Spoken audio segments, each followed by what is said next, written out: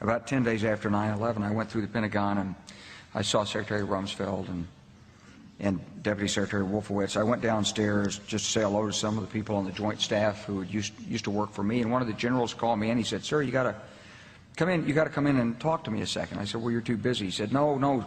He says, "We've made the decision. We're going to war with Iraq."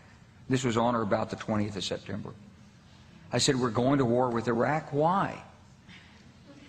He said, "I don't know." He said, "I guess they don't know what else to do." So I said, "Well, did they find some information connecting Saddam to Al-Qaeda?" He said, No. He says, "There's nothing new that way. They've just made the decision to go to war with Iraq." He said, "I guess it's like we don't know what to do about terrorists, but we've got a good military and we can take down governments." And he said, "I guess if the only tool you have is a hammer, every problem has to look like a nail."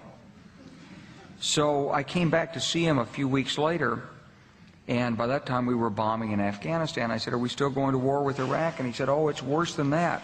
He said, he reached over on his desk, he picked up a piece of paper, and he said, I just got this down from upstairs," meaning the Secretary of Defense's office today, and he said, "This is a memo that describes how we're going to take out 7 countries in 5 years, starting with Iraq and then Syria, Lebanon, Libya, Somalia, Sudan, and finishing off Iran."